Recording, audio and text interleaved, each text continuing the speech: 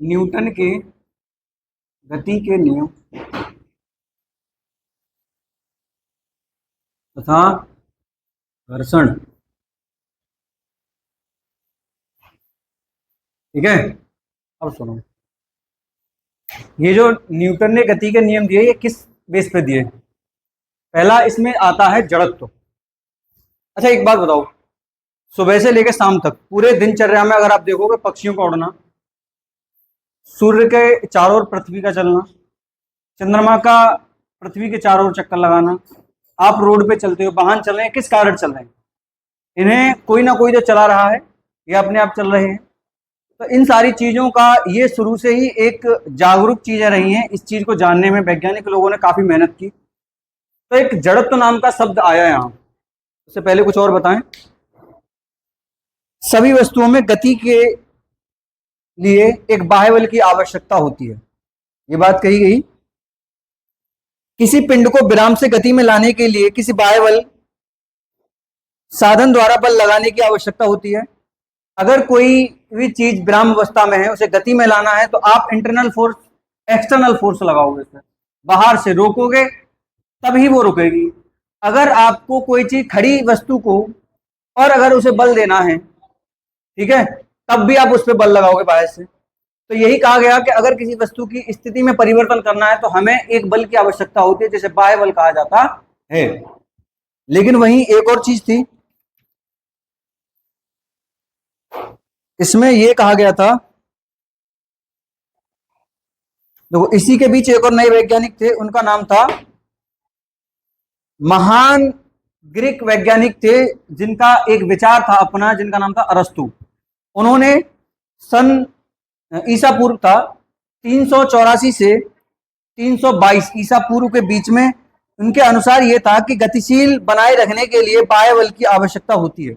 उन्होंने ये कहा, अगर कोई पिंड है और उसे लगातार गति में रखना है, लगातार गति में रखना है, तो हमें एक बाह्य बल देना होगा, जो कि पूर्ण रूप से गलत था।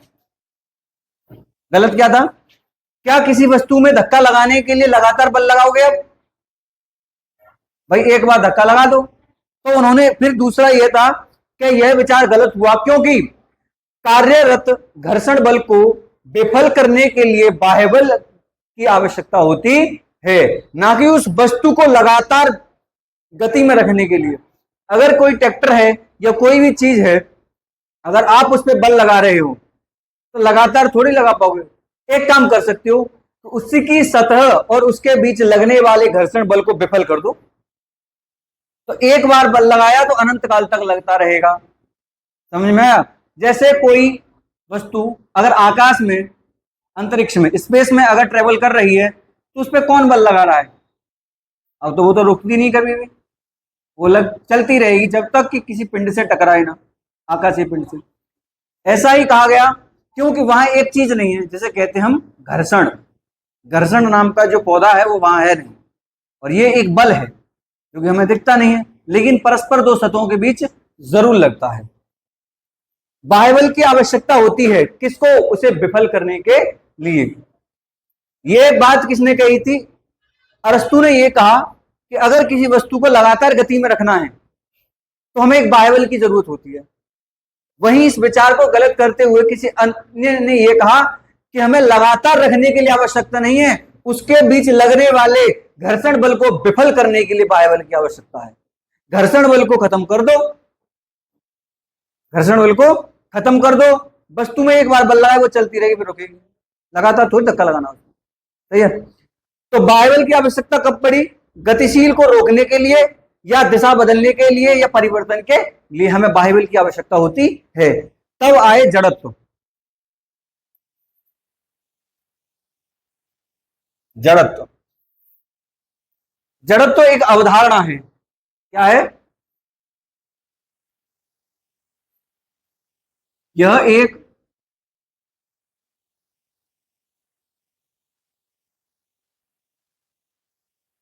अवधारणा है जिस पर दो लोगों ने काम किया था। पहली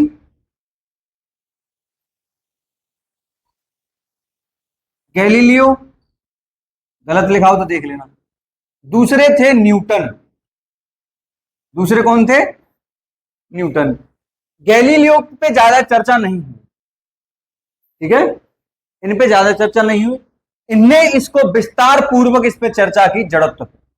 इसीलिए जड़त्व के जो भी नियम आते हैं वो गैलीलियो के नाम से नहीं जाने जाते, न्यूटन के नाम से जाने जाते हैं। न्यूटन ने जड़त्व का अध्ययन करते हुए इस अवधारणा को अपने दिमाग में कैप्चर किया और इसे विस्तारित रूप से आगे बढ़ाते हुए उन्होंने अपने गति के 3 नियमों को दे डाला। ये इन्हीं की देन है। तब किसी भी जड़त्व है क्या?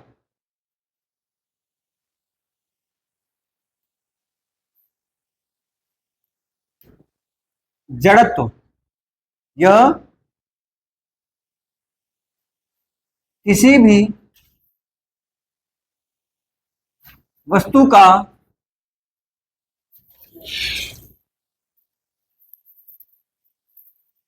किसी भी वस्तु का वह गुण है।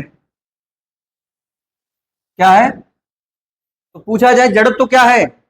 वस्तु का गुण है। और कैसा गुण है? देखो सब में अलग अलग गुण होते हैं, ठीक है, सब में क्या है? अलग अलग। पंखे में गुण ये है कि ये बिजली से चलेगा तो हवा देगा, इसका गुण है, ठीक है। ऊष्मा का एक गुण है कि अगर उसे किसी को दी जाएगी तो वो गर्मी पैदा कर देगी।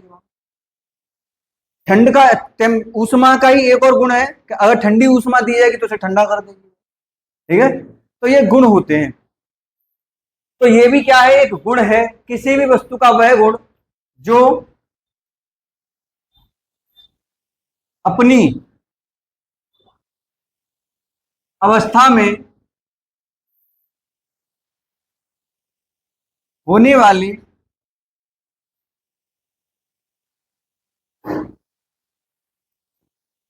परिवर्तन का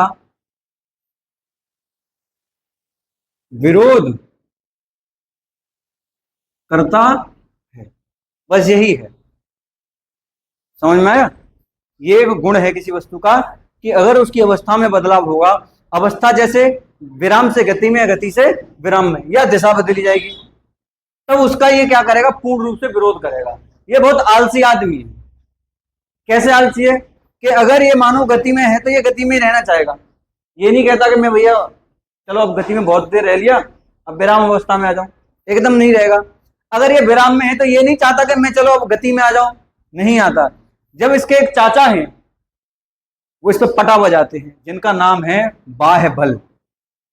अगर वो आ जाते हैं तो तुरंत ये क्या करता है? पार्टी बदल देता है, अपनी स्थिति बदल देगा। कैसे बदल देगा?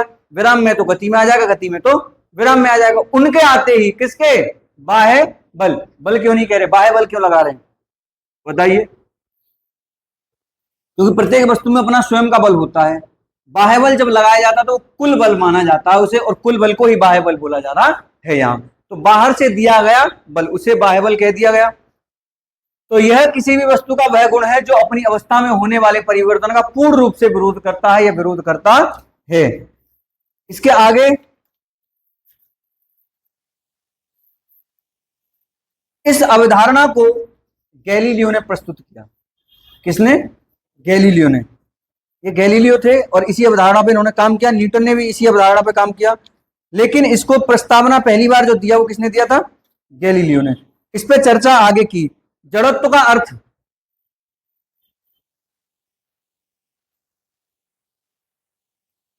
जड़त्व का अर्थ, अगर कोई पूछे तो जड़त्व का अर्थ एक तरह से विरोध। लेकिन विरोध तो बहुत सारी चीजें करती हैं, ये किसका विरोध करता है?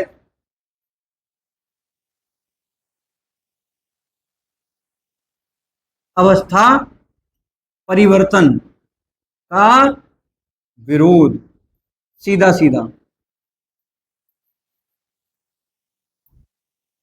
अवस्था परिवर्तन का विरोध, जड़त्व का साफ मतलब यह है। जड़त्व का एक चचेरा भैया है जिसे कहते हैं घर्षण। और इन सबका एक ये हो गया, एक घर्षण हो गया। ये बल है, और कैसा बल है? बाह्य बल। इसके दो बेटे मान लो, पहले का नाम जड़त्व और दूसरे का नाम क्या है? घर्षण। दोनों का काम एक ही है। क्या काम है? कि अपनी अवस्था में होने वाले परिवर्तन का विरोध करना। ठीक है, लेकिन ये वाला जब ही लगेगा जब कोई वस्तु गति में रहेगी। अब तुम बैठे हो, किताब रखी है, तो ये विरोध नहीं कर रहा।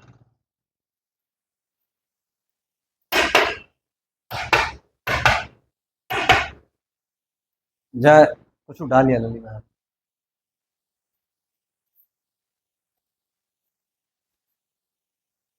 भैया जी इधर आओ। जड़त्व का अर्थ क्या है? अवस्था परिवर्तन का विरोध। किसी भी वस्तु का द्रव्यमान अधिक है, ठीक है, नोट पॉइंट, किसी भी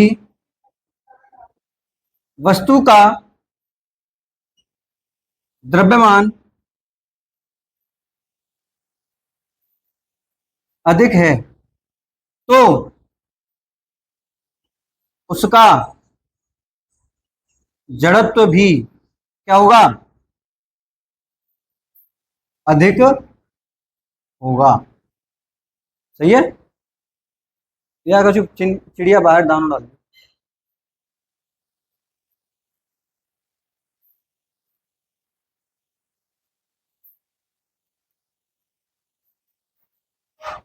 जड़त्व की माप, या आप ऐसे लिख दो,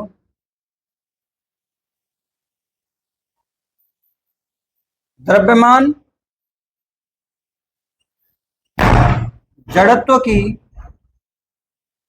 माप है। वो कैसे? द्रव्यमान को जड़त्व से कैसे मापा जाएगा? इसका क्या कारण है भाई?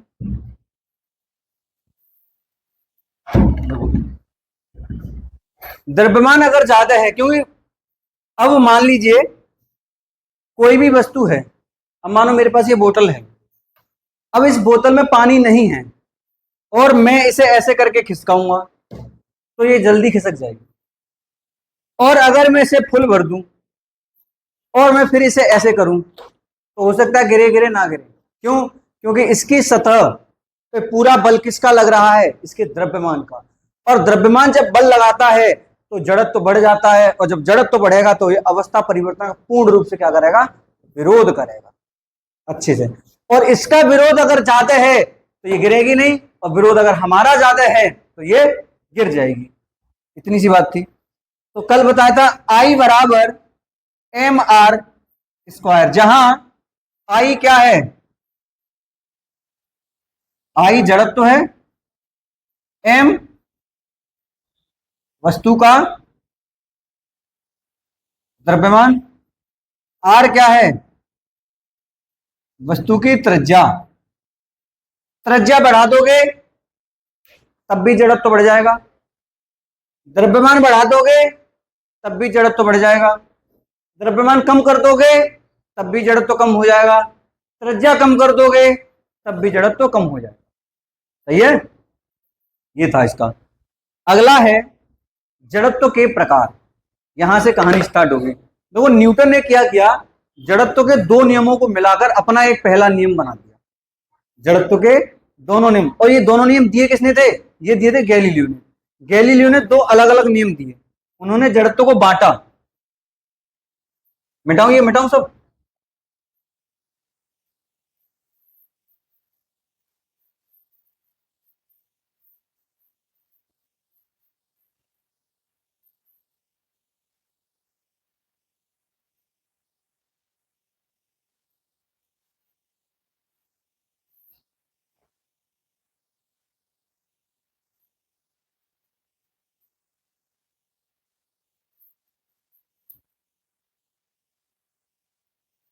अब के कहां गिरा?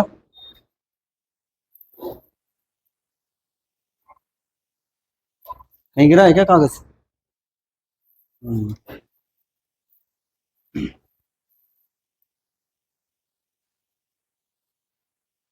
जड़त्व के प्रकार।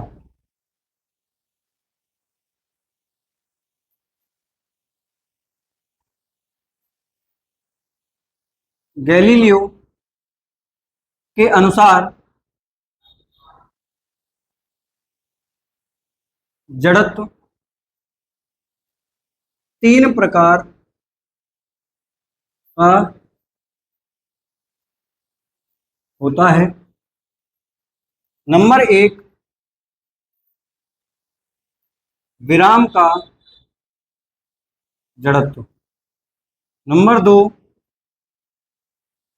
गति का जड़त्व। नंबर तीन, दिशा का जड़त्व। ठीक है। न्यूटन साहब बहुत चालू आदमी थे। उन्होंने एक तो बात जोड़ी, इन दोनों को कंबाइन कर दिया और कह दिया ये मेरा पहला नियम बन गया। इस वाले में क्या लिखा गया था गैलीलियो द्वारा? ये लिखा गया था, इसके कारण वस्तु अपनी विराम अवस्था में होने वाले परिवर्तन का विरोध करती है। इसके कारण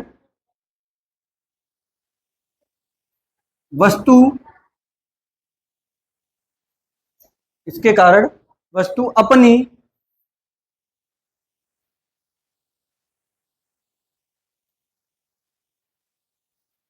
विरामावस्था का विरोध करती है। अर्थात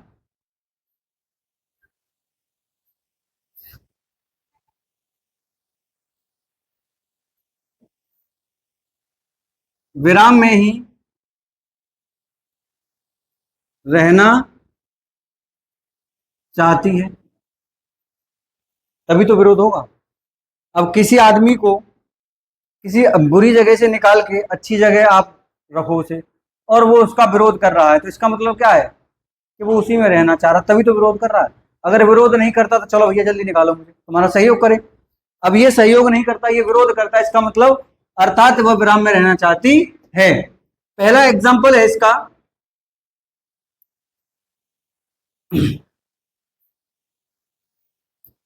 बस के अचानक चलने पर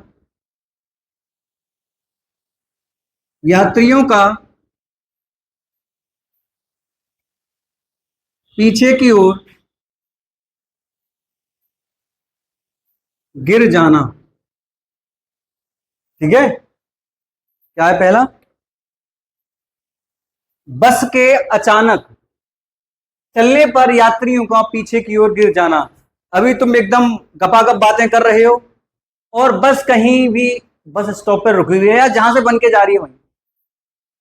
अब कभी कभी क्या होता है कि कोई आदमी चढ़ ही पाया है, उसने पकड़ा वकड़ा कुछ नहीं, उससे पहले ड्राइवर ने एक्सीलेटर दे दिया और आदमी चारों कोने चित्त गिरता है पीछे की तरफ। तो पीछे ही क्यों गिर रहा है, आगे क्यों नहीं गिर रहा? ठीक है, इस बात को सोचो, बताओ जी। अभी तुम्हारा भी सिलेबस नहीं है। तो पीछे इसीलिए गिर रहा है क्योंकि जब वो चढ़ा है तो उसकी बॉडी, लोअर बॉडी यानी नीचे का हिस्सा है, वो किस में रहना चाह रहा है? पूरा हिस्सा विराम में ही है वैसे तो। अब विराम में तो बस अचानक चल रही, तो नीचे वाला हिस्सा बस के साथ चलने की कोशिश करेगा, और ऊपर वाला आलसी है क्योंकि वो जड़त तो है, बालक जड़ बुद्धि। अब वो क्या करेगा, वो कहेगा मैं तो यहीं रहूंगा। अब तू यहीं रहेगा तो भैया तू पीछे रहे। अब हिस्सा अगर यहां से कटा हुआ होता तो हो सकता है पीछे गिर जाता ये, लेकिन है तो जॉइंटेड। अब जॉइंटेड तो आदमी पूरा गिरेगा, आधा नहीं गिरता। इसीलिए बस के चलने पर, अचानक चलने पर यात्रियों का पीछे की ओर गिर जाना। दूसरा,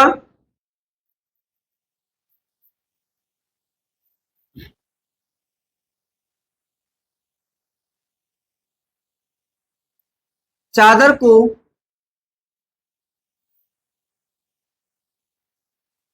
पीटने पर धूल कणों का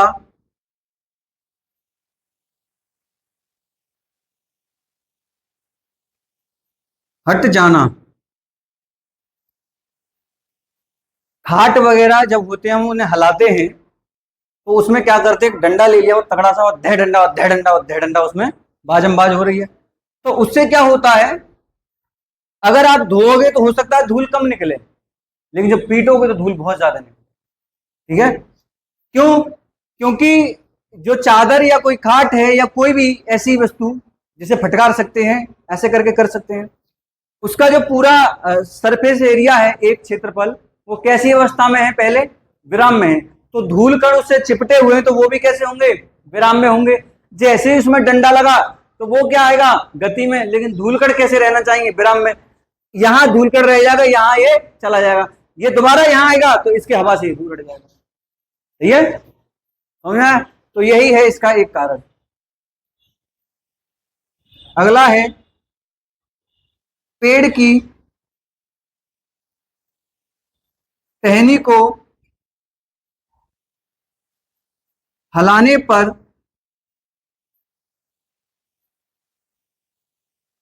पत्ती या फल का, फूल लिख दो,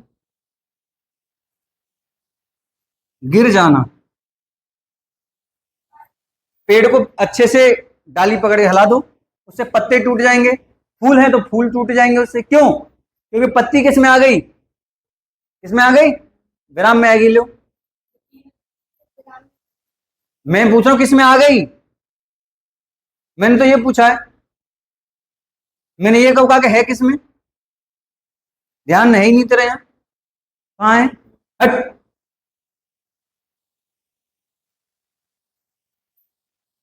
पेड़ की टहनी को हिला दो पकड़ के, टहनी किस में आ जाएगी? तुरंत गति में। पत्ती किस में आने की कोशिश करेगी? गति में। लेकिन वो आ नहीं पाएगी, क्योंकि वो उसका क्या करेगी? पहले तो विरोध करेगी। किसी आदमी से आप जाके कोई बात कहोगे तो पहले क्या करता है? वो विरोध करता है। फिर अगर लगातार आप कह रहे हो तो मान भी सकता है, ऐसा हो जाए। लेकिन हो सकता है कि तुम्हें लतियाते जुतियाते और डंडे से भी तुम्हारा खबर ले सके। अगला, बस के ये 3 एग्जाम्पल हो गए, और भी हैं। कंबल को झाड़ने पर, कांच में पत्थर मारने पर कांच का चटक जाना, जबकि गोली मारने पर कांच से गोली का पार हो जाना। एक ये भी एग्जाम्पल है। तो ये केवल किसके थे? जड़त्व के विराम के। जड़त्व के विराम के। क्यों? क्योंकि इसमें प्रत्येक वस्तु अपनी विराम अवस्था से गति में जब आ रही है तो उस चीज का क्या कर रही है? वो विरोध कर रही है, इसीलिए इसे विराम का जड़त्व कहा जाता है। ठीक है, नोट करो।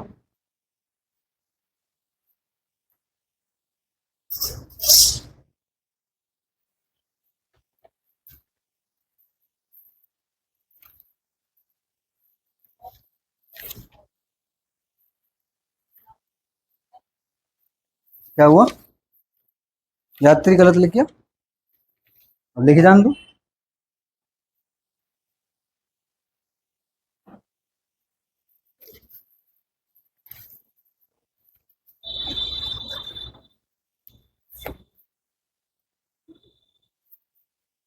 ठीक है, चलो हटाओ इसे। अगर यहां गलती हो रही है हिंदी लिखने में तो तुम सही से लिख लो। इसका मतलब क्या है?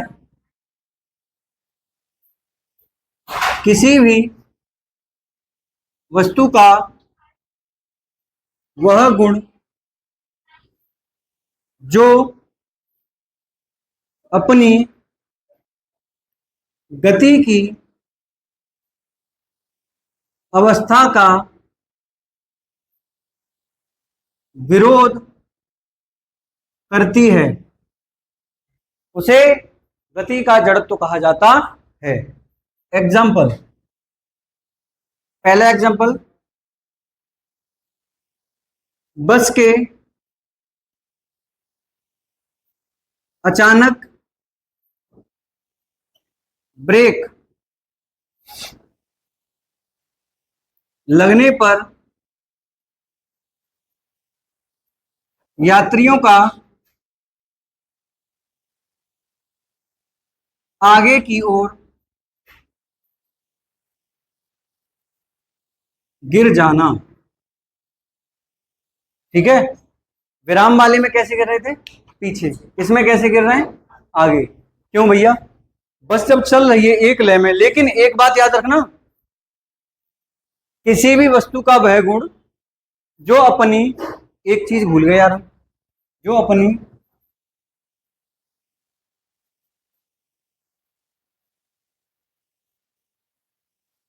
एक समान गति,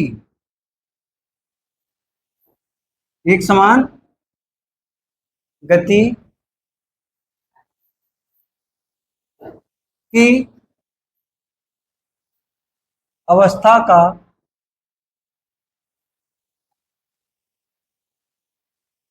विरोध करती है। किसी भी वस्तु का वह गुण जो अपनी एक समान गति की अवस्था का विरोध करती है। एक समान क्यों कहा? पहले क्या कमी थी? एक बात बताओ, अगर कोई भी बाइक कभी धीरे कभी तेज कभी कैसे भी अगर आप उसे चला रहे हो, ठीक है, तो उसकी गति में तो पहले से परिवर्तन हो रहा है लगातार, तो फिर वो विरोध किसका करेगी? तो वहां विरोध करने लायक कुछ बचा ही नहीं। अगर वस्तु गतिमान एक समान है, कैसी है?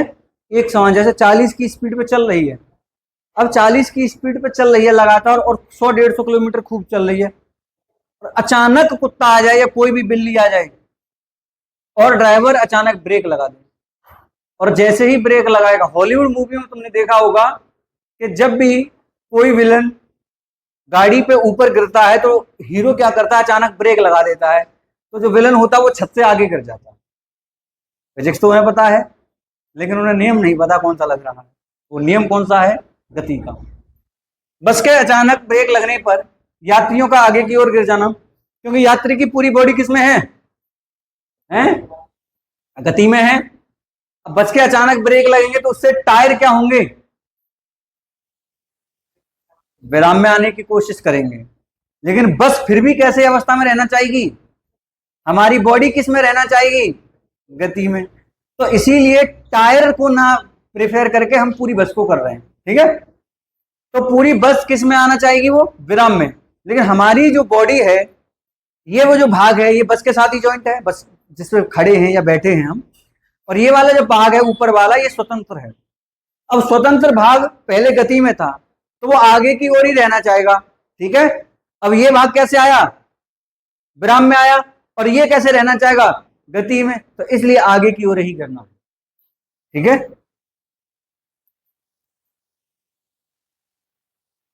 एक और इसका देखो, दैनिक जीवन के लिए ही है वो तो। अब तुम लोग बस का सफर करते हो और जब बस से उतरते हो तो कुछ लोगों को फिजिक्स नहीं पता होती है। अब फिजिक्स नहीं पता है या उन्होंने किसी ने बताया नहीं, तो वो क्या करेंगे? पीछे मुंह करके उतर जाएंगे और फिर उनका पिछवाड़ा छिल जाता है।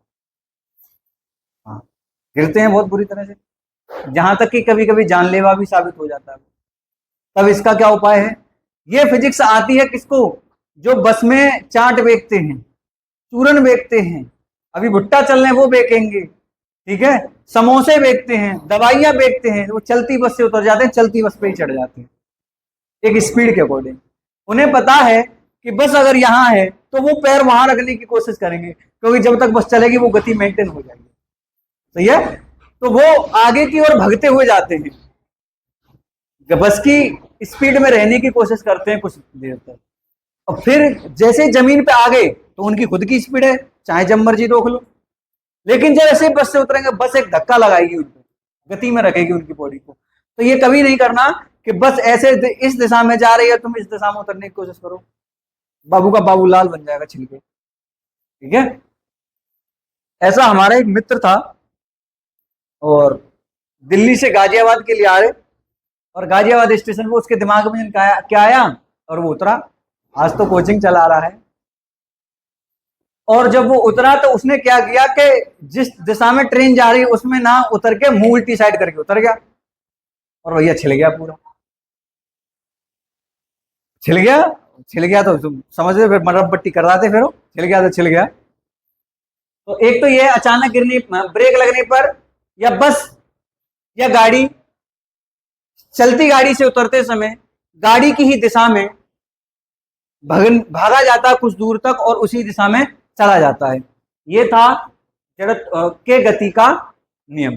ये दो नियम थे, इन दोनों नियमों को मिला दिया, इन दोनों नियमों को कंबाइंड कर दिया और एक नया नियम बना जिसे कहते हैं न्यूटन गति का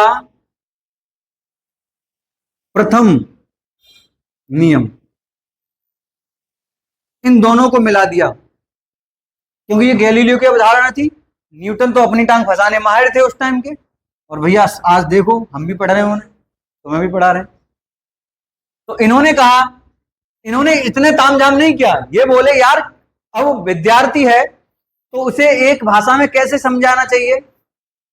आज तो टेक्नोलॉजी है और एनिमेशन है, 3D है, सारी चीजें हैं। उस टाइम जब इन्होंने लिखा होगा तो कितना दिमाग लगाया होगा कि आज तक, यानी अनंत काल तक जब भी मेरी बुक कोई पढ़े या किसी को पढ़ाए तो इतनी सरल सी भाषा में इसे समझ में आ जाए। तो इतना सोच के चीजें लिखी जाती थी। तब इन्होंने कहा यदि कोई वस्तु विराम में है तो विराम में रहेगी, गति में है तो गति में रहेगी, और कब तक रहेगी, जब तक कि उस पर कोई बाह्य बल ना लगा दिया जाए। इतनी सी बात थी, और इसी को न्यूटन का प्रथम नियम कहा जाता है। यदि कोई वस्तु गति में है तो वह गति में ही रहेगी, और यदि विराम में है तो वह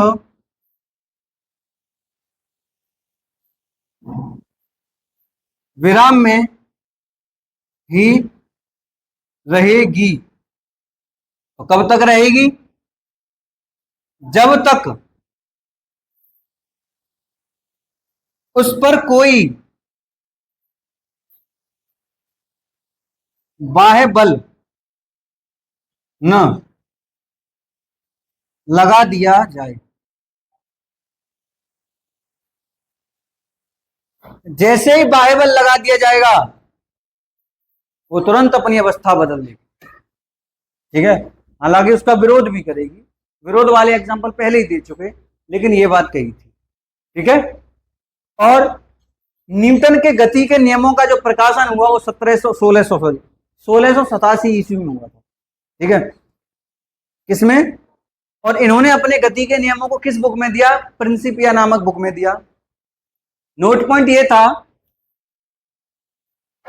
एग्जाम्पल भी है इसके, लेकिन एग्जाम्पल वही है जो मैंने विराम और जड़त्व में दोनों कराए कंबाइंड करके। ठीक है, अलग से कोई एग्जाम्पल इसका नहीं है।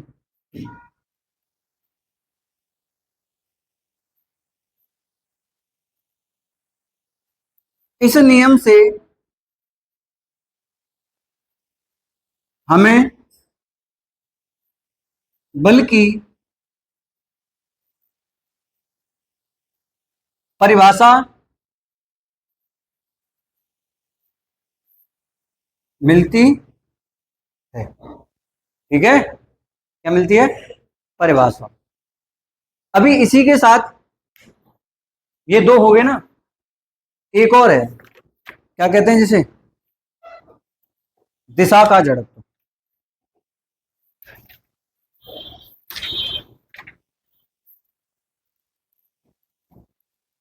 कहाँ गया यार,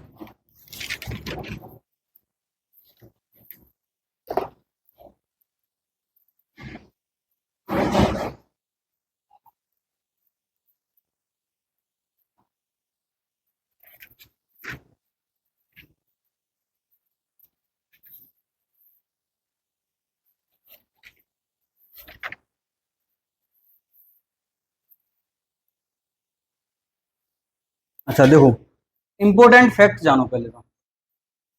फैक्ट ये था, यदि कोई पिंड विराम अवस्था में है, कैसी अवस्था में, विराम अवस्था में, इसका तात्पर्य यह कदापि नहीं है कि उस पर कोई बाह्य बल शून्य है। मतलब उस पर कोई बाह्य बल तो लग रहा है, लेकिन फिर वो विराम में क्यों है। मैंने क्या कहा, किसी भी वस्तु में ऐसा थोड़ी वो निर्वातन पड़ी है या इस पर बल, बाह्य बल तो है, शून्य नहीं है। अर्थात इसका तात्पर्य यह है कि पिंड पर कार्य करने वाला जो कार्य बल कितना कर रहा है, कार्यरत कुल बाह्य बल शून्य है। यानी बाह्य बल तो है, लेकिन कार्य जितना बल करेगा वो कुल जो बल लगा है वो क्या है, शून्य। इसे एग्जाम्पल के लिए ऐसे मानो, अभी आप इस सीट पर बैठे हो तो आपके द्वारा एक बल लगाया जा रहा है, वो भी तो बाह्य बल है। तब या क्या इसकी स्थिति में परिवर्तन हो रहा है, क्या इसकी अवस्था में परिवर्तन हो रहा है, क्यों नहीं हो रहा? कारण तो यही था कि बाह्य बल द्वारा स्थिति अवस्था में परिवर्तन होता है, लेकिन अब नहीं हो रहा। तुम्हारे द्वारा बल तो लगाया जा रहा बाह्य बल, लेकिन उस बल से आप कार्य नहीं कर रहे, यानी कुल बल जो आपके द्वारा लगना चाहिए वो सब क्या है, जीरो। इसीलिए इसकी अवस्था में परिवर्तन नहीं हो रहा। आप ऐसे करके हो तुरंत कार्य करने लगेगा। सही है। हाँ, दूसरा इंपॉर्टेंट फैक्ट ये था, यदि एम द्रव्यमान की दो डोरियां, जैसे मिटाऊं ये,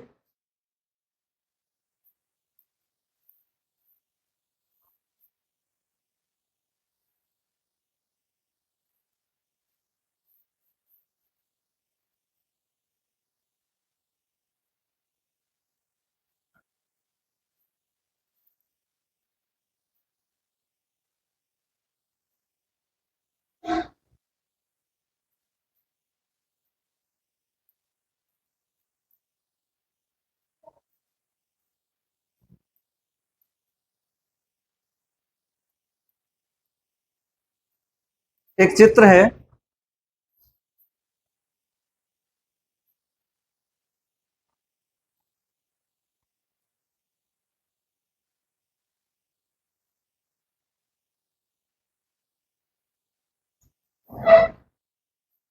यहां एक डोरी है और ये ऐसे करके किसी हाथ द्वारा पकड़ी गई है। ठीक है, इस डोरी का नाम है, पहली डोरी ये है, दूसरी डोरी है। अब इन्होंने ये कहा गया, और ये बीच में कोई वस्तु लटकी हुई है, इन्होंने ये कहा अगर आप इसको ऐसे झटके से खींचेंगे, कैसे खींचेंगे, तो केवल डोरी बी टूटेगी। क्या टूटेगा, केवल डोरी बी टूटेगी। और अगर आप इसे खींच के नीचे लाओगे और ऐसे ही खींचते रहोगे तो डोरी ए टूटेगी।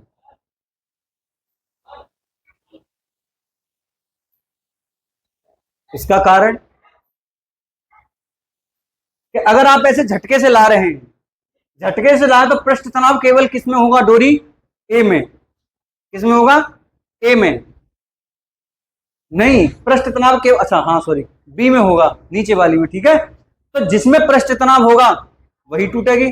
और अगर आप ऐसे करके खींचेंगे तो पृष्ठ तनाव किसमें होगा, ए में। तो फिर कौन सी टूट जाएगी, ए। हो सकता है जड़ से टूट जाए। ठीक है, और किसी भी डोरी को तोड़ने का सबसे आसान तरीका है ऐसे झटके से तोड़ना।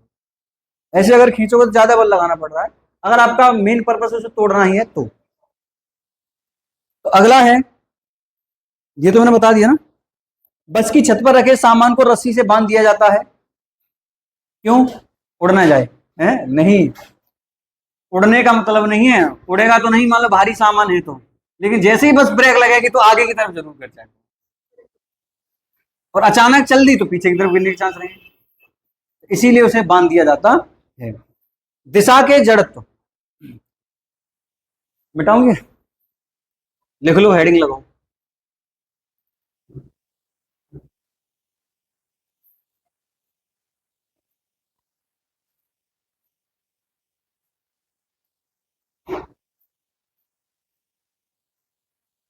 तुम बेटा बाहर बैठ सकती हो जाके, ठीक है।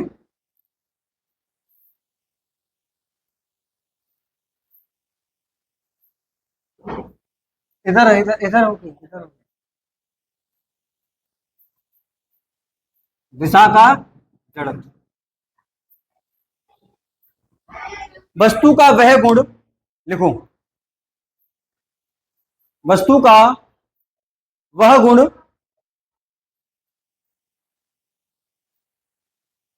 जिस कारण वह अपनी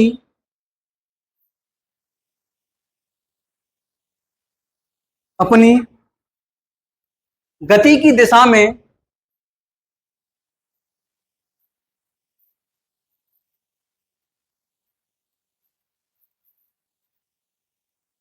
होने वाले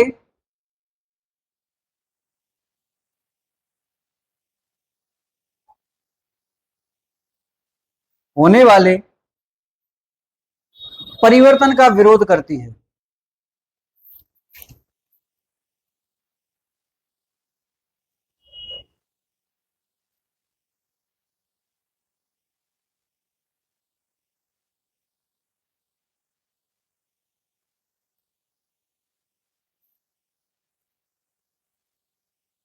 ठीक है, होने वाले परिवर्तन का विरोध करती है।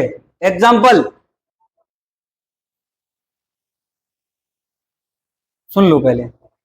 जब तीव्र वेग से गति करती हुई बस घुमावदार मोड़ पर आती है तो बस में बैठे यात्री घुमावदार मोड़ के केंद्र से बाहर की ओर झुक जाते हैं। यानी ऐसे बस मुड़ी, तुम बस तो ऐसे मुड़ी है लेकिन यात्रियों का मुंह ऐसे बाहर की तरफ निकलने की कोशिश कर रहा है। मैंने बताया था तुम्हें, इस पॉइंट की जो दिशा होगी और यहां से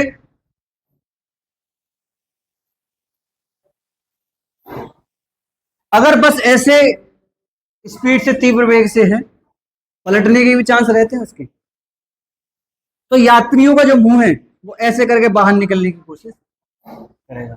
इसे ऐसे याद रखो, पोंछे वाला कपड़ा जो होता है, जो ऐसा आता है गोल गोल टाइप का, उसे भिगा के और ऐसे कर दो उसे, तो उससे पानी की बूंदें बाहर की तरफ निकल जाती। क्यों?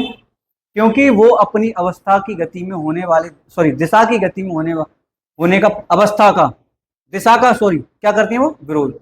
यानी अगर वो ये इस दिशा में जाना चाह रहा है तो वो इस दिशा में नहीं जाना चाहेगा और वो इसी दिशा में रहना चाहेगा। अगर ये इससे अलग है तो बाहर फेंक देगा इसे, और इसके साथ ही जुड़ा हुआ तो इसे बिना मर्जी के भी जाना पड़ेगा। क्यों? पानी की बूंद कैसी है, वो स्वतंत्र है, और स्वतंत्र तो क्या फेंक देता है, उसे बाहर की तरफ फेंक देता है। और क्या एग्जांपल इसका? गाड़ी के टायर के संपर्क में आए कीचड़ के कणों का बचने के लिए मडगाटर लगाया जाता है। क्यों? क्योंकि अगर टायर ऐसे घूम रहा है, ऐसे इसी टायर को मान लूं, अब यहां से तेजी से घूम रहा है तो इसकी दिशा तो ऊपर की तरफ हुई, ये यहां से मुड़ना चाहेगा टायर, तो इसीलिए वो क्या होगा, ऊपर की तरफ चला जाएगा। जो गड़सा पहनाते हैं कटर वगैरह के, है ना, उससे चिंगारी निकलती है, या मशीन वो कैंची वगैरह जो पहनाते हैं उससे भी चिंगारी निकलती है। वो चिंगारी सब किस पे काम कर रही है? दिशा वाले पे। तो क्या है? दिशा का जड़त्व। क्यों? क्योंकि इसकी दिशा में जो होने वाला परिवर्तन है वो क्या कर रहा है, उसका विरोध कर रहा है। लेकिन एक बात मैंने लिखवाई थी यहां, गति की दिशा। अगर कोई वस्तु विराम अवस्था है तो उसकी दिशा होगी क्या, पहले तो ये बताओ। वो तो विराम है तो विराम है, उसकी तो कोई दिशा ही नहीं है। गति में है तभी ना कोई दिशा होगी, तो इसीलिए गति वाली चीजों का ही विरोध होगा, ना कि विराम वाली का। सही है? चाकू की तेज धार करते समय उसे पहिए के संपर्क में लाने पर उत्पन्न चिंगारी स्पर्श रेखीय दिशा में गति करती है। अभी बताया था मैं। यदि पत्थर को डोरी से बांधकर क्षैतिज, ये एक खेल होता है, ओलंपिक खेल है, ठीक है, एक हाथ में पत्थर ले लेते हैं, वैसे तो हाथ वाला या डोरी वाला भी है, कंकड़ बांध के ऐसे करके घुमाओ। अगर तुम्हें वहां छोड़ना है तो इस डायरेक्शन में छोड़ना पड़ेगा, तो सीधा जाएगा। ठीक है, वो इसी का एग्जांपल है। इसके आगे है, इसके आगे कुछ नहीं है, इसके आगे आता है संवेग। क्या आता है? संवेग।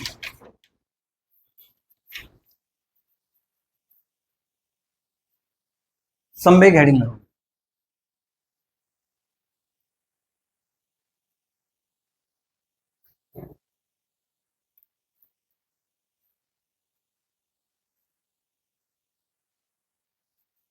अब समझो।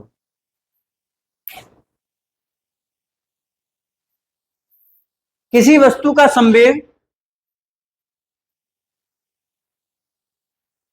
किसी वस्तु का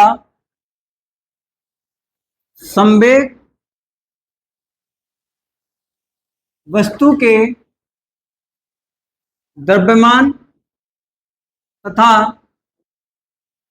वेग के गुणनफल के बराबर होता है। इसे P से प्रदर्शित करते हैं, यानी P बराबर M गुणा V। P बराबर M गुणा V। इसका SI मात्रक ये क्या है? वजन। वजन का क्या होता है? किलोग्राम। ये क्या है? वेग। वेग का क्या है? मीटर प्रति सेकंड। तो किलोग्राम मीटर प्रति सेकंड। तथा इसकी विमा की अगर मैं बात करूं,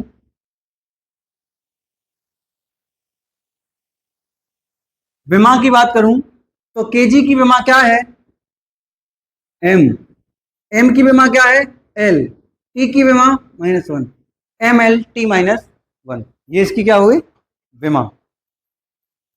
इसका सीजीएस मात्रक, सीजीएस को क्या है?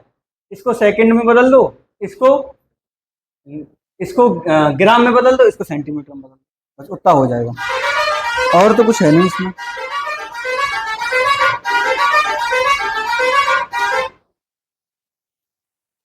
और कुछ नहीं। न्यूटन की गति के द्वितीय नियम लिखो। न्यूटन सॉरी, पहला क्या करवाया था? नहीं, उससे पहला क्या था? न्यूटन गति का पहला नियम। हाँ, इसमें लिखवाया नहीं? लिखवाया तो था नीचे। देखो, न्यूटन गति का द्वितीय नियम।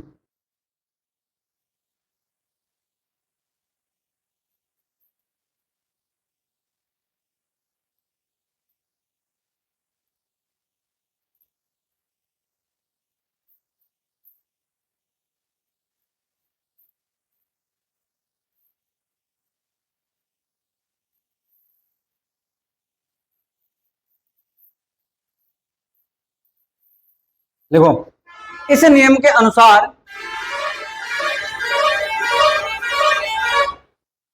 इस नियम के अनुसार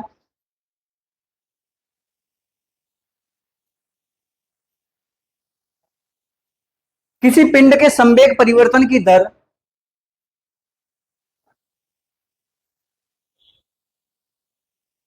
संवेग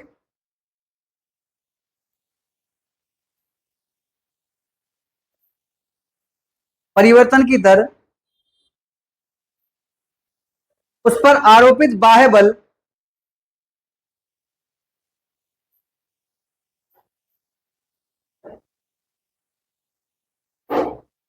के अनुक्रमानुपाती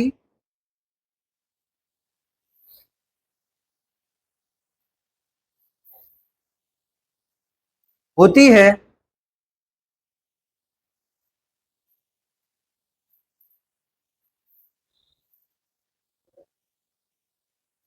देख लिया? तथा संवेग परिवर्तन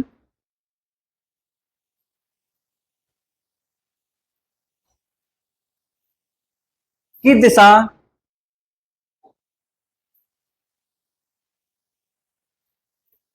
आरोपित बल की दिशा में होती है।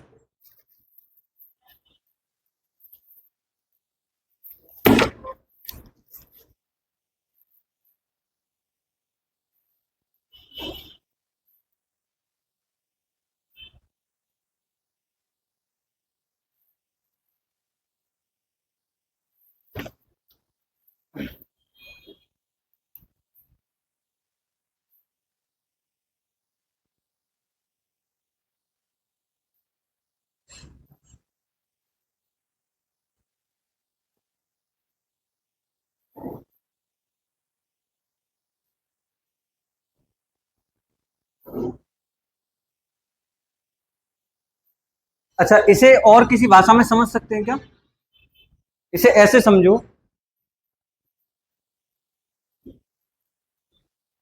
ये कोई वस्तु है, इस पर कोई बल लगाया जा रहा है, तो यहां होगा u वेग। जब कोई वस्तु है और यहां आके वेग हो गया v। ठीक है? अब एक बात बताओ, p बराबर क्या था? mv, यानी वेग। और वेग क्या है? परिवर्तन हो रहा है, तो प्रारंभिक से अंतिम, अंतिम से प्रारंभिक, कुछ तो कुछ होगा, परिवर्तन हुआ है। किसके सापेक्ष हुआ है? समय के सापेक्ष। किसके सापेक्ष हुआ है? समय के सापेक्ष। सही है? तब F proportional M V minus M U बट्टे टी। सही है। इसको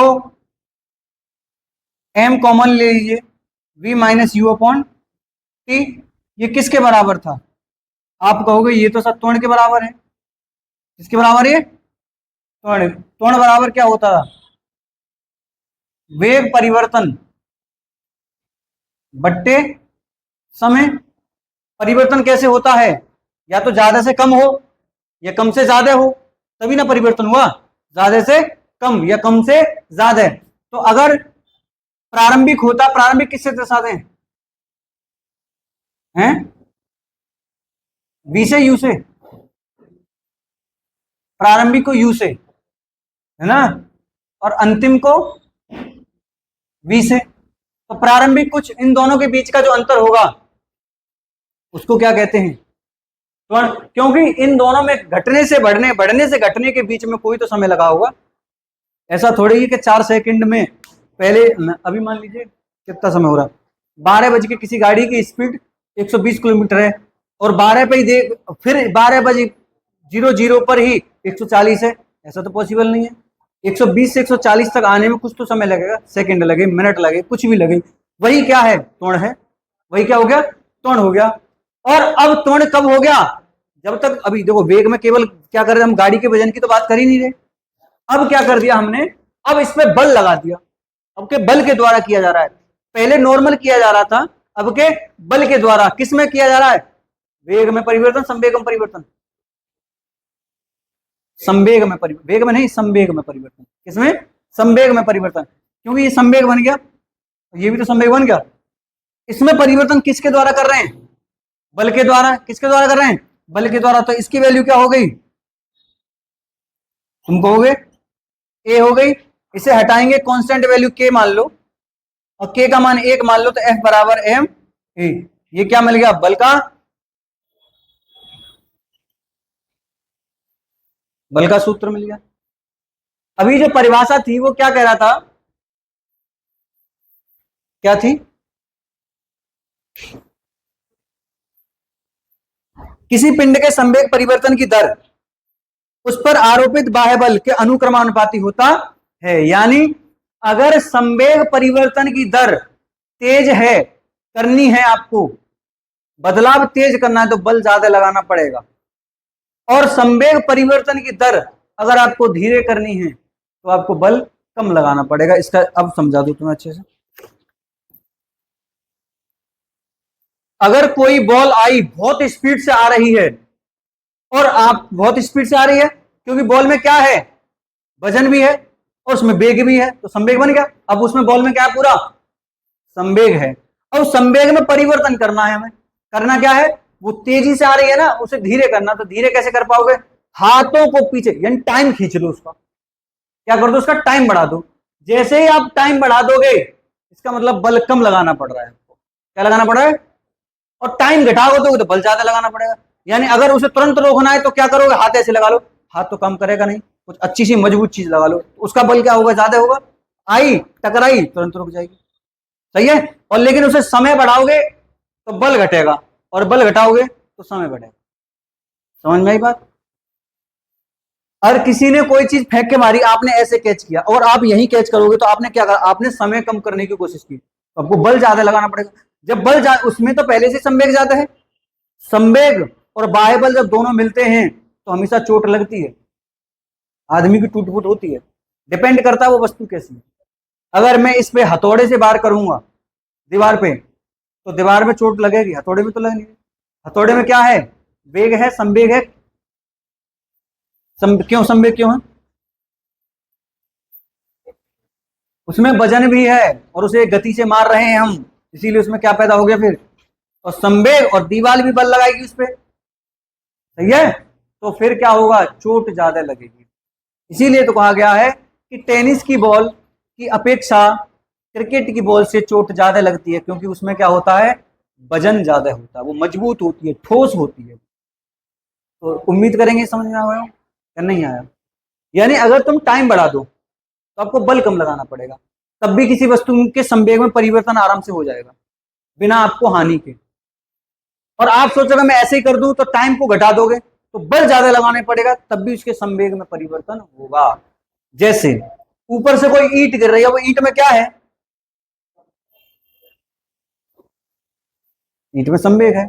अब ईंट ऊपर से गिर रही है तो नीचे जमीन पे गिरेगी, अब जमीन का तो बल ही बहुत ज्यादा है ना, लेकिन फिर भी वो जमीन में धंसने की कोशिश करे, है ना, तो वहां क्या लगाती है वो अपना बल, लेकिन वो बल कौन लगा रहा है, जमीन या ईंट, ईंट नहीं लगा सकती, जमीन लगाएगी, क्योंकि बाह्य बल द्वारा परिवर्तन किया जा रहा है ना।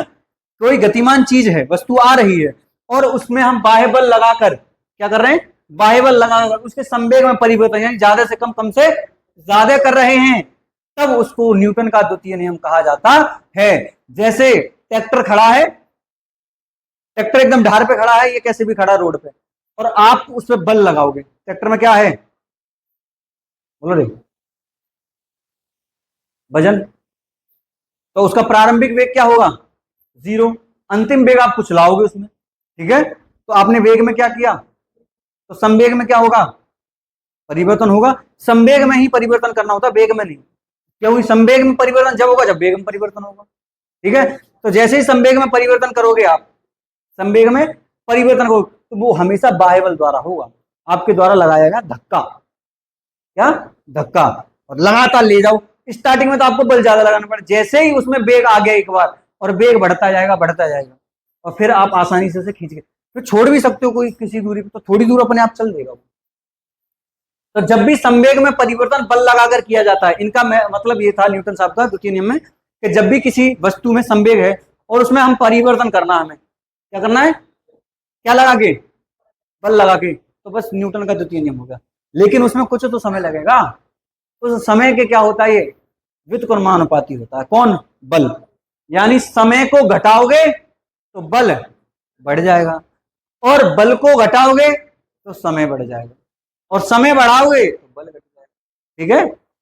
कम अगर बल लगाना है तो चीज को पीछे की तरफ खींचते ले जाओ, आराम से हो जाता। इसका ऐसा एक और एग्जांपल, जैसे आप किसी कोई पत्थर है और आप घुमा रहे हैं उसे, तो आप उसे तुरंत नहीं रोक सकते, आपको डर रहता है कि कहीं खोपड़ी में बैठना है, तो आप क्या करेंगे, उस पत्थर के साथ घूमना स्टार्ट कर देंगे, धीरे धीरे धीरे धीरे, क्यों, क्योंकि आप क्या लगा रहे हैं इसमें, बाह्य बल, उसके संवेग में परिवर्तन करना है तो बल तो लगाया आपने, लेकिन टाइम बढ़ा रहे हैं, क्या बढ़ा रहे हैं वहां, समय बढ़ा है, तो बल कैसा लगाना पड़ रहा है आपको, कम, वरना आप ऐसे रोक दो बिल्कुल, खोपड़ी में बैठ जाओगे तो कर दो काम खत्म, वहां भी लाग नहीं रहोगे, तो आप उसके साथ ही साथ घूमने की कोशिश करोगे, क्यों, क्योंकि आपको क्या देना, उसे टाइम लगाना है, जैसे ही टाइम लगेगा, बल तो तुम लगा ही रहे हो, टाइम और बढ़ा दो, तो उसके संवेग में परिवर्तन हो जाएगा, यानी कम ज्यादा से वो कम हो जाएगा। समझ में आया, अब तो आ गया हो यार। तो नोट पॉइंट क्या है,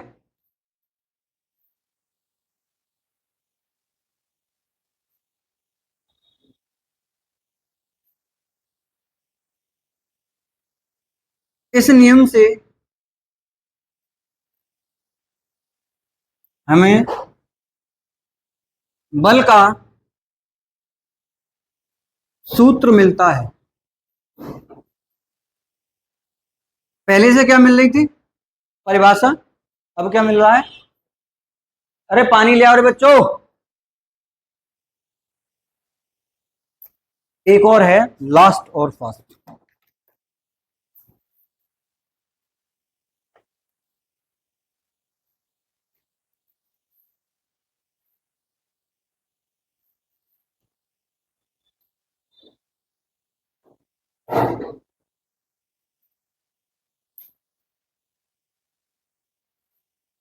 देखो मैं ये बता रहा था,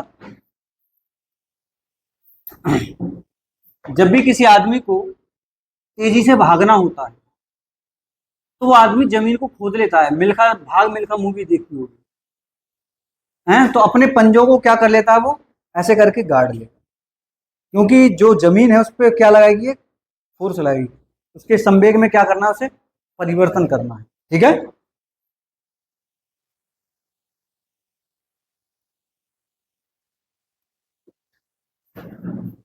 संवेग में परिवर्तन करना है, और उसमें टाइम भी तो नहीं है, कम समय में करना है, जब समय कम लगना है तो बल कैसा लगाना पड़ेगा, ज्यादा, या भागते भागते तो आदमी स्पीड पकड़ ही लेता है फिर अपने आप, फिर क्या जरूरत है उसे, समझ में आई? भागते भागते तो पकड़ ही लेगा स्पीड, तो फिर वहां समय ज्यादा लगेगा, तो बल ज्यादा कम लगाना पड़ेगा। जैसे आप भागना स्टार्ट कर दो, ठीक है, और भागते भागते आप अपनी स्पीड पकड़ लोगे, तो वहां समय ज्यादा लग गया ना, लेकिन बल आपको कम लगाना पड़ा। तुरंत ही आपको स्पीड से उखड़ना है तो क्या लगाना पड़ेगा, बल ज्यादा लगाना पड़ेगा, तो फिर समय भी तो कम देना है, तो इसीलिए एक्सटर्नल बल की मात्रा फिर बढ़ जाएगी वहां। आ जाओ तृतीय नियम पे।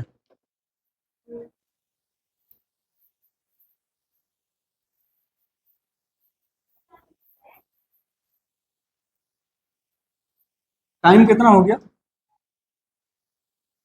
बस।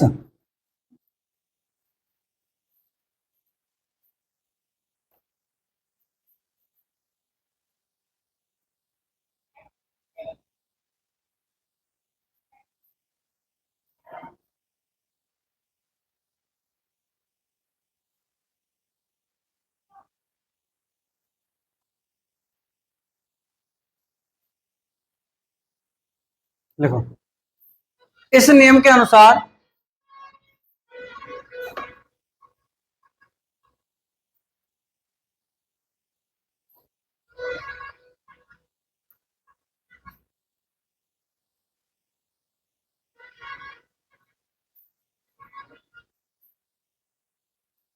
के अनुसार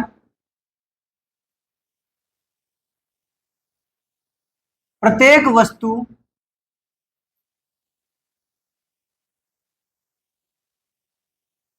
अपनी दिशा के विपरीत बल लगाती है, यानी अर्थात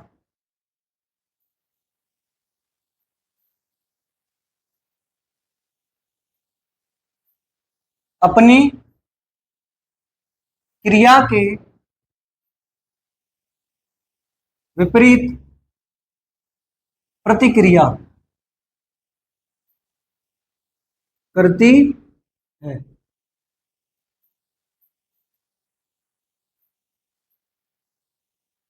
इस कारण इसे क्रिया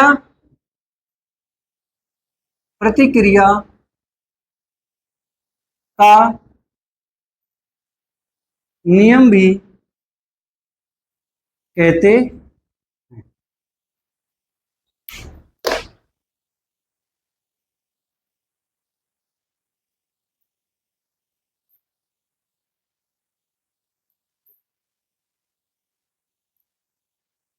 इस नियम के अनुसार प्रत्येक वस्तु अपनी दिशा के विपरीत बल लगाती है, ठीक है, अर्थात अपनी क्रिया के विपरीत प्रतिक्रिया करती है। इस कारण इसे क्रिया प्रतिक्रिया का नियम कहते हैं। अब एक बात तो यहां से सिद्ध सी हो गई, क्या, बल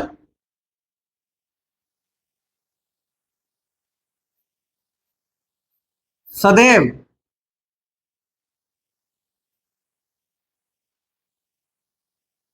जोड़े में लगता है। हाँ, जाओ, किसमें लगता है, यानी यह कभी अकेला नहीं होता, यह कभी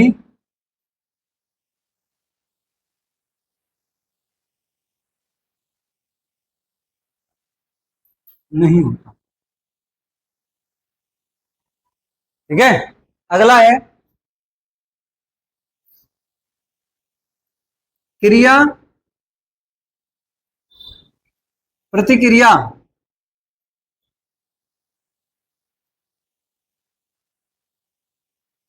अलग अलग वस्तुओं पर लगने वाला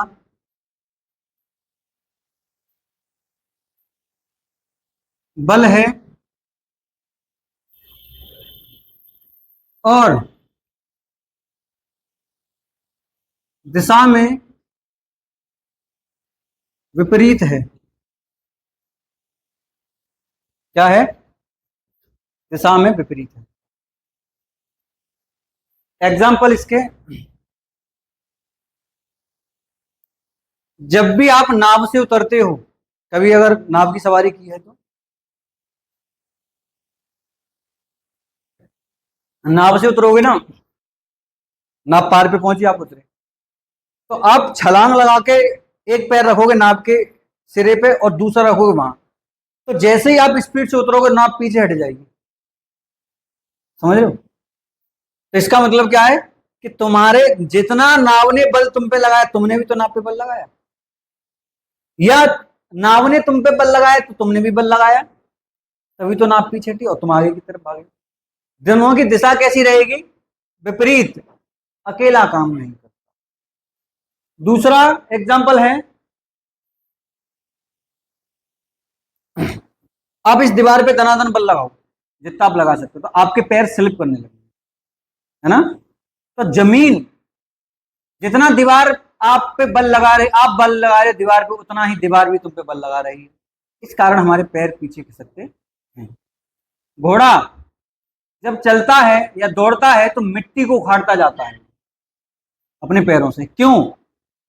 क्योंकि मिट्टी उस घोड़े पे बराबर बल लगाती है जितना कि घोड़ा बल लगा रहा है। कहने का मतलब, अगर आपको आगे बढ़ना है तो आप निर्वात में आगे नहीं चल सकते, यानी ऐसी जगह आप आगे चल ही नहीं सकते जहां तुम पे विपरीत बल ना लगे।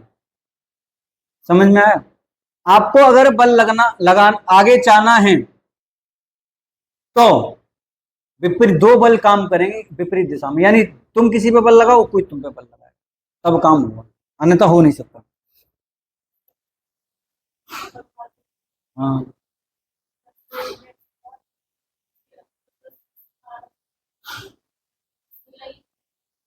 नहीं वो तो संवेग के कारण था। नहीं, वो संवेग के कारण था। क्यों? क्योंकि चोट लगना या चेंटना वो संवेग के कारण होता है। वहां एक दिशा में अगर मेरा हाथ वापस उसी दिशा में आ जाता और इसका कंधा अलग दिशा में चला जाता, तो उसे क्रिया प्रतिक्रिया कहते। समझे? अब मैंने इस बोतल को धक्का मारा, तो मेरा हाथ भी इसी दिशा में वापस आना चाहिए, बोतल उस दिशा में जानी चाहिए, तब तो क्रिया प्रतिक्रिया होगी, अन्यथा नहीं होगी। तो एक महिला कुएं से पानी खींच रही है, रस्सी के टूट जाने के कारण चोट लग जाती है। क्या हो जाता है? चोट लग। क्यों? पहले तो रस्सी पे बल लगा रही है ऐसे, और उसपे जो बाल्टी है पानी है वो बल लगाएगा नीचे की तरफ। अब वो बीच से टूटी, तो इसके द्वारा जो लगाया गया बल है अपनी दिशा में लगाएगी ना ये, और वो अपनी दिशा में लगाएगा, तो इसलिए दोनों रेपल्स हो जाएंगे। ठीक है? दूसरा है, बंदूक से गोली चलाने के पर बंदूक के पीछे हटने के कारण चोट का लगना।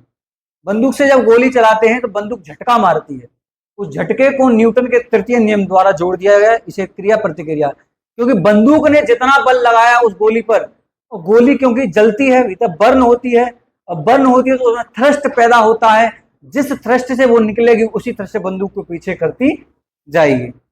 आपने आर्टिलरी फायर देखे होंगे, आर्मी में मिसाइल लॉन्चर होते हैं आर्टिलरी। वो क्या होता है, उसमें एक मिसाइल डाला जाता है और उसे लॉन्च किया जाता है, तो वो मिसाइल जो आर्टिलरी होता है वो बैक पीछे की तरफ भागता चला जाता है बहुत दूर तक। क्या है? या प्रतिक्रिया। इसीलिए वो लोग जो बंदूक से अपना उन्हें ट्रेनिंग दी जाती है तो कंधे के इस साइड पे लेके चलाते हैं, क्योंकि कंधे में क्षमता ज्यादा होती है बल को झेलने की। छाती खत्म हो जाएगा, लग गई बैक तो कंधे पर रख के चलाएंगे इस तरीके से, तभी तो कहते हैं दूसरे के कंधे पर बंदूक नहीं चलानी चाहिए। अपना अंदाज मालो कितना मजबूत है। सही है? जमीन पर चलते समय जमीन पर चोट लगना, यह भी उसी का एग्जांपल है। नाव से कूदने पर नाव का पीछे की ओर हट जाना, रॉकेट का उड़ना। सही है?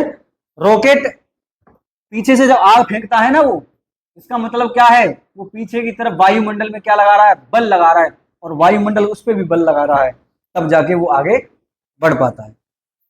सही है? तो नोट पॉइंट लिखिए।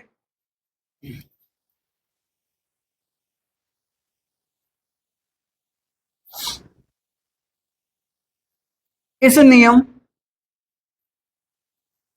से हमें बल की प्रकृति का पता चलता है। ठीक है, प्राकृति होगी ना, प्रकृति का पता चलता है।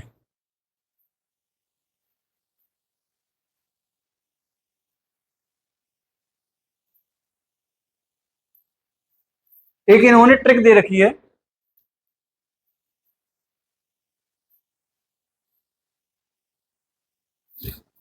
ट्रिक है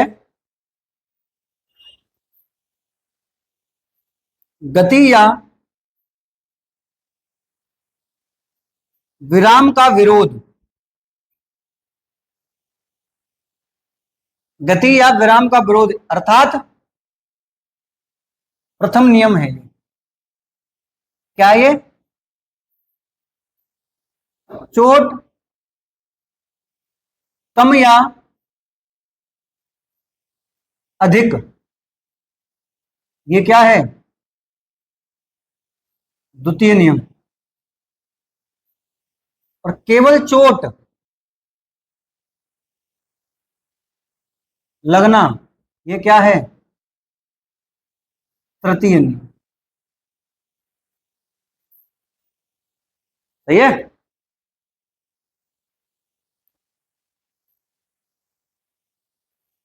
नोट कीजिए।